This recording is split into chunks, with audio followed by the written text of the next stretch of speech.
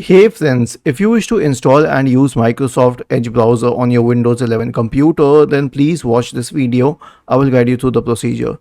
So open the Microsoft Store either from here or after searching in the Windows search bar and type the word Edge, just Edge. You'll find the Microsoft Edge browser here. Now it's already installed on my system, else all I had to do was click on install. That is it, nothing more was required. But if this is not the case, then open any browser. I mean, obviously not Microsoft Edge because it's not in your computer. So type Microsoft Edge and you will have this option to download Microsoft Edge. Go to this page, this one, and then click on continue to download Edge, and then click on download this, and then you can select the language and click on install, and then you have to click this open option here. Now I can click it, but it won't install anything because it's already installed.